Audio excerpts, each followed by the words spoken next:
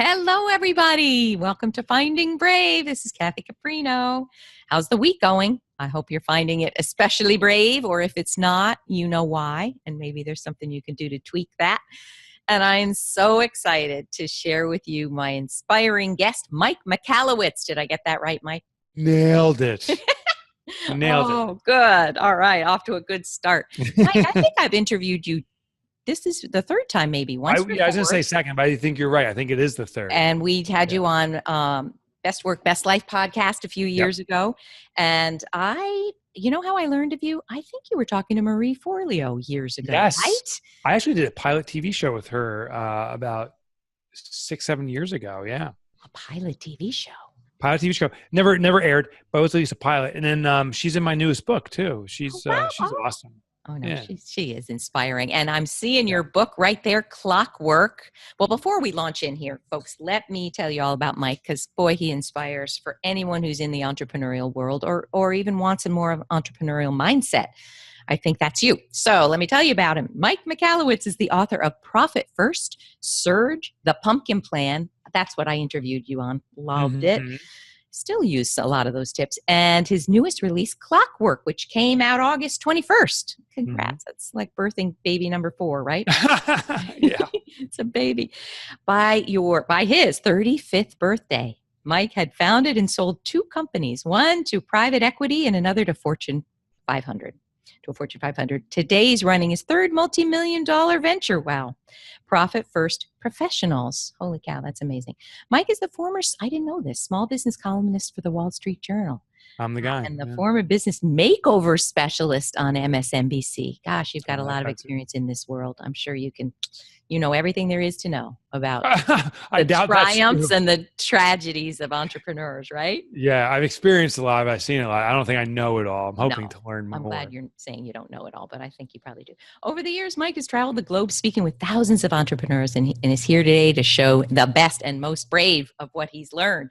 So let's just cut to the baby, Clockwork. What's the key overarching theme of this, Mike? Yeah, so the subtitle is Design Your Business to Run Itself. And I found that there is a hierarchy of needs that entrepreneurs have.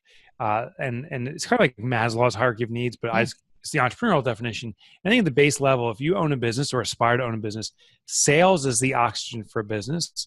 If you don't have sales, you stick a fork in you, you're done. You're gasping for air.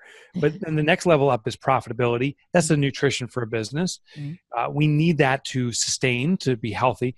The next level up, what I call the shelter, is actually sheltering time, protecting ourselves. Too many entrepreneurs, Kathy, are so embedded in their business that every waking hour is devoted to working in the business or their mind chugging away at it. And the only resource that is not replenishable in any form is time. Yeah. So this book is designed to help entrepreneurs at that level to recapture time so they can do what they want when they want, both in their lives and in their business. Oh gosh, I can learn so much from this. So do you have a kind of niche sweet spot about who you talk to? Is it a certain revenue level? Is it a certain number of employees? Just so people know what it's definitely sub-$1 million companies, usually solopreneurs. I mean, really? They call micro enterprise. That's my peeps. I love that. Oh, I love that. Did you once say, can you tell me about this? I think a lot of women listen, and that's my peeps typically. Didn't you say that something about how women kind of work differently from men? And wow, yeah. So I had the privilege when I first became an author 10 years ago to really be embraced by the female entrepreneur community. Yeah. And relish. Why do you think that is? I think I don't pander, and I mean I'm not trying to hurt the feelings of any guys out there, but I think a lot of us pander to the female entrepreneurial community. Like down to? Like good luck. Nice little side thing. You're not. Yeah. It's side, right? And not taken seriously. And I think that's nonsense. I think any entrepreneur's got a shot at this. And I think women actually have an advantage. What I found is women are naturally more collaborative than men. And men are more competitive. Like, this is my stuff, that's your stuff. Where women are more collaborative. That's a generalization. Wow. I think this economy we're in is a collaborative community, meaning I can grow faster if I'm willing to reach out. And I'm not saying olive branches, but really seek ways to reach out to others, even competitors, and join forces. And I think that's just a natural tendency of women. So I mentioned that a while ago, and there's the fastest growing segment in entrepreneurship is women. There's more women millionaires now from entrepreneurship as a ratio or as a percentage than men on any given month. No it's way. the female market So much since I won an award, Make Mine $1 million business years ago. And wow. Yeah, it's changed dramatically. But the other point I wanted to make too is $1 million is an arbitrary number. And I am adamant now that we can have the right size business find us. I think it's true for all of us. Like, we don't need to have $1 million business.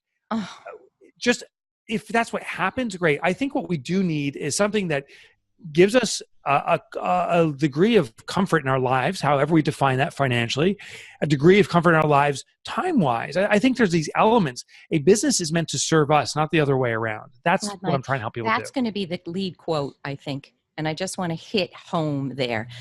So many times you'll read somehow the implicit message is, if you're not making over $1 million, you're not having a business. And I don't make over $1 million in my business, but my God, it's a business. So I love that you're saying that, because I feel like, and again, not to paint all men with the same brush or all women with another brush, but I feel like that's a male construct, that it has to be. It could be. Because it's very measurable. It is like a trophy. And being male, I aspired to that for the longest time. Like, I have to have the $1 million business. And if another counterpart of mine, man or woman, was doing more than I was, that became the new setting. Like, I have to beat them. And I think, feel that? I don't think that way anymore. I think what I need to do is serve a purpose. I have a very clear life's purpose. I think my business is an amplification of that. And I think whatever money flows through the business, I need to use to the best of my ability to further amplify what I'm doing. At the same time, like, live a comfortable lifestyle. I'm not looking to live the life of a pauper. I don't think contribution translates to sacrifice. And I think a lot of people see that too, saying, if I'm going to be of service to others, I need to destroy myself. Put your oxygen mask on, people. Put your oxygen mask on. I love it. Yeah. So I don't really care about the million. I actually don't even measure it so much. What I do care about is the sustainability. And to me, that's profit and time. If I have enough revenue to support a comfortable lifestyle for myself and my family, so I feel comfort, I can use that then to contribute. That makes me feel good. And if I have time, now that's balance. And I don't care what the top line number is. That's I totally tertiary. love it. And we're going to hit on your 4D mix. I can't wait to hear. But I do want to say this. Having been a corporate person, then a therapist, then a coach, would you say yes to this? And if not, say no. I think that so many people that feel like contribution means I'm flattening myself is because there's a bit of a rough conflict in people's mind about what doing good is. Yeah. And when to put myself first. Your book, Profit First. When is that good and when is it not good? Do you feel that you hear? I totally feel that. And I think there's a little bit of martyrship in there, because I have a tendency to lean toward that. If I'm failing at something, I use that to say that I'm a martyr. And I don't say that as a compliment. I mean, I speak negatively about that reaction. And I think a lot of people behave that way, saying, look at all the sacrifice I've made of myself to give to others, and think that the reward is in the recognition of sacrifice. And I don't think that's true. I think people don't understand too. We see Gandhi or Mother Teresa, and we're like, look, such sacrifice. They gave it all away. They were billion-dollar moguls. They managed over their lifetimes billions of dollars and directed it. Wow. They defined what a comfortable lifestyle for them was. I think that we define our own comfortable lifestyle. I don't think we look at someone else and say, well, that's their definition, therefore it's mine. No, define what it is. And if you feel you the most comfort in living in a mansion and it brings you joy, that's what I define as comfort. It has to bring a joyous state to you. If it brings joy to you and it's living in a mansion, awesome. Go do it. The thing is, that is not necessarily the definition of joy for everyone. Some people have mansions and they hate their possessions. It's an albatross. It's too much. Yeah, it's an albatross. So the goal is give yourself comfort and joy. If you're having that, then all that energy now is freed up to do what you want to do, to serve others. So that's what I'm seeking to do. These are beautiful messages. Love every word. All right, the 4D mix. What are we talking about there? Tell us. So in my new book, Clockwork, I'm trying to help people find time. I evaluate businesses, and I see that there's 4 stages in businesses. I now call it the 4D mix. Every business goes through all these elements, and it always has to do some of it. But we as entrepreneurs need to navigate. Here's what the 4Ds are. The first level of every business is doing is the foundational level. We must be doing things for our clients, our whoever our benefactors are of our services or products, and we must be doing activities that support the delivery of those the beneficial things that we deliver. Okay. Those are all called doing. So we do invoicing, we do marketing, we do the service, we do the product. Every business needs to do that. But as an entrepreneur, we need to start going up this chain. The next level is called deciding. Deciding is where you hire that first couple employees and you start giving them tasks to do, but you notice they come back a second later with like a million questions. And at first it's like, oh, that's good. They're inquiring, they're learners. It feels good. Within a few weeks, it becomes very frustrating. It's like, are they idiots? They can't figure this out now? Well, they're not idiots. The system we're using called the deciding system is the idiocy. When someone comes to me and asks for a decision and I give it to them, they go off on their merry way and do what I've told them to do. It's painless for them and they can make no mistakes. I mean, whatever decision I make, it's now my fault if it's wrong. So therefore, it's the easiest path. And also it satisfies the entrepreneur's ego. So many entrepreneurs love to make decisions because they feel empowered, like a superhero swooping in, fixing things again. But it's very limiting. There's a Hindu goddess named Kali. Kali has a single head with those 8 arms. I've seen Kali. We become Kali, which ironically is the Hindu goddess of death and time, or death by time, I call it. We put so much time in decision making, we get no work done, we get frustrated. Many of us revert back to the first D of just, I'll do everything myself, the doing phase. So to get through designing, we need to go to what's called the delegation phase. True delegating is the assignment not of tasks, which most people think it is, it's the assignment of outcomes. It's like, here's what we want to achieve, here's the best practice we followed, now you get us to this outcome that we've agreed to. And when you hit roadblocks, problems, our system isn't working, use your head. That's why I've hired you in the first place. Use your head to make decisions. And whatever you decide, as long as you feel it's in the best interest of the company, that's the way we're going to proceed. The key to this is the entrepreneur needs to watch their own ego. I have to watch my own fat ego. I have 10 colleagues here. When they make a decision, I got to stop listening and stop inserting myself. And if they make a wrong decision, and this is key, I need to still acknowledge they made a decision that they felt was in the best interest of the company and reward it, saying, good job.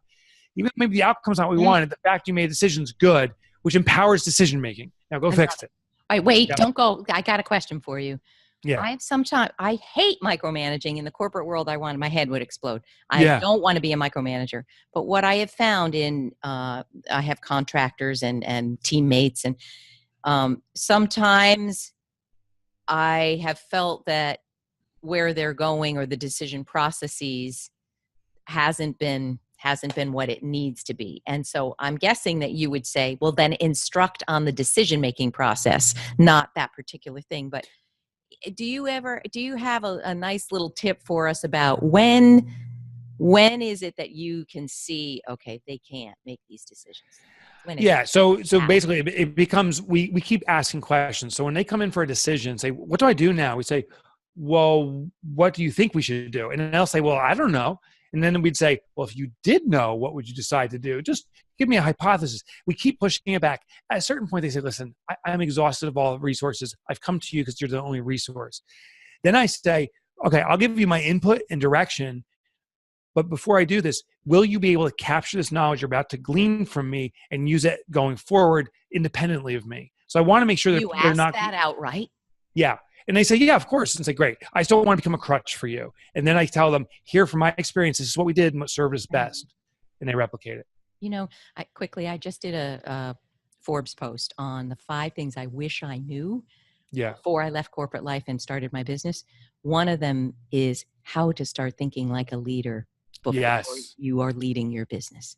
Yes. And even in the corporate world, I was a vice president managing $30 million budgets. I didn't lead like that. I wasn't encouraged to do that.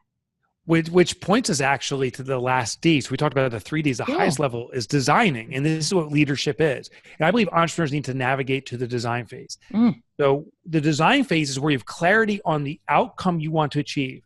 For a business, a small business is usually called a vision. If you're a corporate leader, it's the project outcome or whatever. But you have clarity on what the outcome's like. Then we have to go back and look at a very tactical and strategic basis. on a monthly, weekly, daily basis on coordinating and choreographing the resources we have in our organization, the people, the software tools we have, vendors, and organize them so they, as efficiently as possible, can achieve the common outcome. Designing means communication and lots of thinking. So much thinking that there's actually a statue now dedicated to this key entrepreneurial process, a very famous statue called the Thinker. There's a naked guy out there thinking. And that's what we need to do more of. A lot of time thinking, a lot of time strategizing. Jeez. Abraham Lincoln said, if I had 8 hours to cut down a cherry tree or something, I would use 7 hours to sharpen the axe. That's what I'm talking about. Sharpen the axe. Good grief. Within that nice little framework, there's a lot of work we all have to do that's internal, external, mindset, right? Wow. Yeah. You make it sound easy and it sounds like it is easy for you, but for some of us, there's work. That's why we need your book. Right. That's the perfect guide. Yeah. It's not, it's simple, but not easy. Right. For me, it's not easy too. I've struggled with this, but I have implemented this process like I do with all my books in my own business. God, I'd want to work with you. I'd want to work for you. Awesome. I'd love to be on it. We'll go a job interview in a second, Kathy. All right. Now talk about QBR. Yeah. QBR. So a QBR is the queen bee role. I thought it was quarterback role. Oh, no. Well, QB, that's true. It could be, but no, it's the queen bee role. I derived this from studying what I believe is now the most efficient organization in the world, which are beehives. Beehives, extraordinarily efficient in their use of energy, are able to scale, build their hives very quickly. And they've done this by identifying the most important function that the entire hive's survivability and therefore thrivability depends on. And what it is the laying of eggs. The queen bee happens to be the bee serving this function. The lesson here, though, is the role of laying eggs is the most critical to a beehive. The queen bee, and this is where entrepreneurs get confused, aren't necessarily the most important part of the hive. They're absolutely critical, but so is every other bee. And if the queen bee is failing to produce, they will remove her and they'll spawn another queen bee. So everything's about laying eggs. Who decides that? Yeah. Literally. The hive's predefined rules. It's not like one bee sits there and says, okay, get rid of the queen, off with her head. No. The bee says, no, she's failing to produce, spawn a new bee, and then she's expunged. So what happens with organizations is every organization has a queen bee role function. There's a critical function that your business's success, your survivability and thrivability depends on. Sadly, 99.9% of businesses don't have any clue what the queen bee role is, that critical function. So here's how to find it. Here's how you address it. Yeah. I'll give you by example. Cool. FedEx, I use that name because everyone recognizes the brand. Their brand promise, their commitment to their customers, the number one commitment is delivering packages on time. Right. On time. When you peel the onion back from that promise, that's our promise to us as the customer. You peel back the onion one layer. What is the activity that supports it? Logistics. It's the movement of packages. Well, for us as business owners, we have to define what is the one big promise we make. As an author, I make complex business concepts simple. Peel that back. What's the one function that supports it? Well, writing books that are super simple to read and engaging. That's it. So the production of books is the laying of eggs for my organization. Wow. That's the role that needs to be protected. And as the books go, so does my entire organization. So instead of me saying, oh, am I getting to that speaking engagement? Do I have that podcast done? All these different things and jumping around. The one thing that can never be compromised is my books. If anything I'm doing is compromising the production of books, game over, the entire organization is being compromised. If I put every effort into elevating the production of excellent books, the entire organization goes up. So we need to identify that one thing. The last thing, though, is the queen bee is expendable. And it doesn't even need to be served by one person. And yet, even for creative work like writing books or painting paintings, I can be replaced. There's a reason there's ghostwriters and all these different people. I am choosing right now not to remove myself. I write my own books at the risk knowing that if one day I'm unable to write books, I become injured, sick, or die, game over. My organization is done. But I'm making an election to remain in that role. And we all have that right. First, identify what that critical role is in your business, the queen bee role, and then you decide, do you want to serve as the entrepreneur? If you do, the business is contingent upon your sweat and effort. If you don't, now the business can grow without you. My head is spinning. I need to understand this better. Hang on here now. The queen bee role is the single most pivotal function. Yeah. That you're now. Can I ask you this? Yeah. I'm aware of our time. We got 10 minutes, right? 5 minutes. How do you determine that? Is it finance? Is it joy? What is it? Not necessarily. I ask, well, what's in your business? Like, what's the most important? Yeah. So why I'm all tangled up here is, and I read your pumpkin plan and watch your stuff. I want to get out of being so necessary within the functions and the services that I provide. But first it was a coach, then it's teaching. Yeah. But I have a curriculum that I'm licensing. So I'm getting out of the queen bee function. Right. So the most important thing your organization does, is what I'm hearing, is the delivery of excellent content. Transformational content. Let's say transformational content. Okay, there it is. That's your brand promise. So yes, we always start off with that. Like, what is the customer gaining from you that is extraordinary? Transformational content. Right. Then we peel back the onion and say, of all the functions, and I know you do speaking, you do amazing podcasts, you do tons of stuff. Of all those things, if you could only do one, what one is elevated the most? Which one is the most important function? And important in terms of financial? No, important as in it delivers on that promise. If all the, what I most think it would probably be one-on-one coaching and or my courses. Okay. So that's why I don't want it to be coaching, because I need to back off. Okay. So let's say it is coaching right now. Yes. So we have to refine down to that one thing. Once you know it, then we say, okay, that's the queen bee role. Your organization is known to deliver transformational content, and you're known to deliver it through extraordinary coaching. That's what we're known for. If the coaching gets elevated and does it even better, your entire organization reputation will climb. But you are the one serving the coaching, which means ridiculous hours, constant. It's very draining work because you have to insert yourself in someone else's business, big energy drain. So now we know the queen bee role, that can't stop. We need to now put other people in and extract you out. The thing is, extracting you out of podcasts, all the other work you're doing is not necessary until we take care of the queen bee role. That's the first thing we want to protect and make sure it continues on. Tell us the one thing. So you've worked with how many thousands of entrepreneurs in all these years? Hundreds. Well, I don't know. Speaking, who knows? Yeah, thousands and thousands and hundreds of thousands. Maybe 100,000. I don't know. Yeah. So if you had a magic wand and could wave it for all of us about what we should be doing differently, the one thing. Besides your cute queen bee, besides everything you've just shared, is there something that pops into your mind? Yeah, instantly. And I haven't written the book yet. You got another thing? You're so prolific.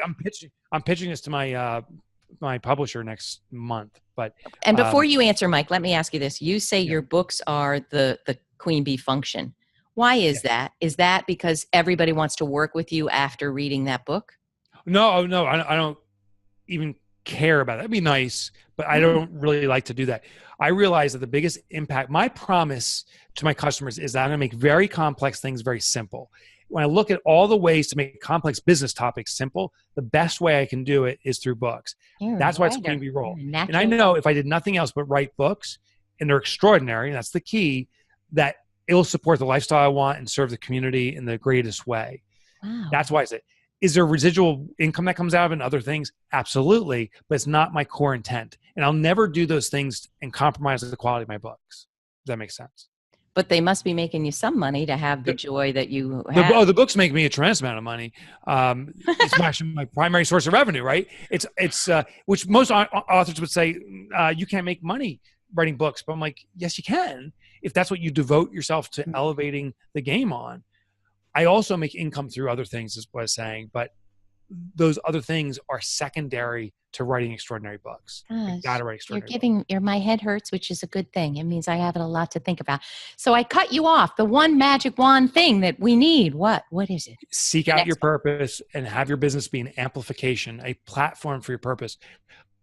I believe I exist on this planet through this experience we're having to eradicate entrepreneurial poverty. I believe the outside world, that they used to declare you're an entrepreneur, thinks you're a millionaire and have all the time in the world. The reality is we're impoverished. Typically, we're broke and we're strapped for time. We're desperate to get out of the business. I call it entrepreneurial poverty. There's this fake aura around us, which is not real. I want to fix that. And I want to fix it through my books. We all have a purpose on this planet. And listen, the words eradicate entrepreneurial poverty, that took me 10 years to find. I just came up with that. It's almost a tagline. It doesn't matter how consolidated it is or how you say it. All that matters is what you're doing inspires you, that you feel inspired of being of service in some way. Once you find your purpose, or at least once you start seeking out your purpose, and by the way, if you don't know your purpose, seek out your purpose. If you don't know what your purpose is, once you know what your purpose is, have your business be a platform for it. And as you're seeking your purpose, whatever business you do, have that be a platform for exploration to find your purpose. But I will tell you, once you find it, it brings so much energy. People ask me, like, Mike, where do you get all this energy? You speak so quickly, you move so fast, you're always working. I'm like, I love being of service. Like, I found what I need to do. I feel so compelled to write. Like, I know there's not enough time left in my lifetime to achieve what I need to do. And that kind of excites me because it motivates me to get more done. What I so love about this, I feel the same way, but that's not what. I'm so effing sick of people debunking purpose. You don't need a purpose. You're going to go broke following your purpose. Purpose is crap. That drives me Passion is crap. What? Yeah. I mean, anyone who writes that has never felt it. Exactly. Don't you think? I agree 100%. And I think there's a lot of terminology being thrown around right now about grind, hustle, pivot, change, pursue the customer's needs. It's all about the short-term focus on money. And I think it's put blinders on many entrepreneurs who would have been successful, who's just trying to work their butts off, and they loathe their business. Getting rich, hating what you do is no way to live. No way to live. You're right. It's about getting rich inside, right? And that richness then comes out, and maybe it returns in richness and cash, but it's being rich internally, soulfully rich. That's what it's about. I'm adamant about that. I so love it. I'm going to let you go in a minute, but you got to tell me this. Were you always a writer? Did you always know you had more ideas than you could do?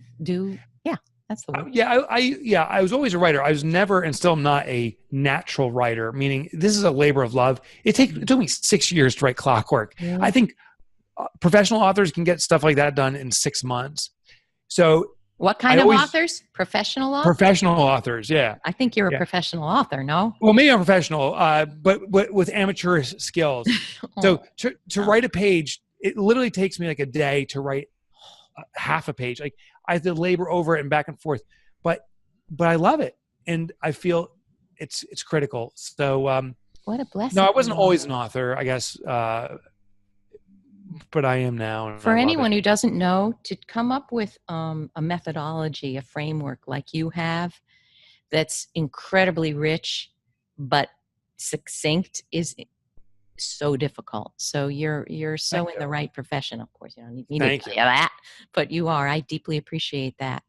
Thanks, so where do people learn from you? Where can they come to your courses? What do they do? So if you want, since we talked about Clockwork, I have a site specifically for Clockwork, tons of free resources, everything you need. Go to clockwork.life. That's .life. That's beautiful. Tons of free downloadable stuff that complement the book and will get your business, hopefully, running on automatic. Wonderful. We'll link to that. Anything else? You said you're starting a course, did you? Yeah. Mastermind? What is it? Oh, yeah, I am saying that. Yeah. So I have another website, MikeMichalowicz.com, or you can go to Mike Motorbike. That was my nickname in high school. Michalowicz is too hard to spell. So MikeMotorbike.com. The irony, Kathy, is I never drove a motorcycle, but there you are. Are you going to go to MikeMotorbike.com? Oh, I love it. And that teaches what? What are we going to learn there? Well, I have all my books up there. My books are foundationally for everything. So anything, if you are looking to explore rapid growth, that's the pumpkin plan. If you're looking to become profitable, that's profit first and so forth. Under each one, I actually have businesses that do personal consulting. It's not online courses. We have that too, but it's person-on-person consulting around all these books. And that's all available through MikeMotorbike.com. I love it. I just want to hug you up. You're a breath of fresh air, and we need these messages because we're beleaguered, the entrepreneurial world. And you're right about, I just want to say this veneer, it's so damaging because people are buying into that veneer and thinking, if I'm not making $1 million in that mansion, in Miami, I'm failing. And you're not failing. Yeah, exactly. Right, folks? Far from it. Thank you for joining me. I feel Thank braver you. already. Thank you so Yes. much. And good luck with your book. And we will, everyone, link to all of these resources so you're going to have a field day becoming a braver and happier and more joyful entrepreneur. Thanks, everybody. And we'll see you next time.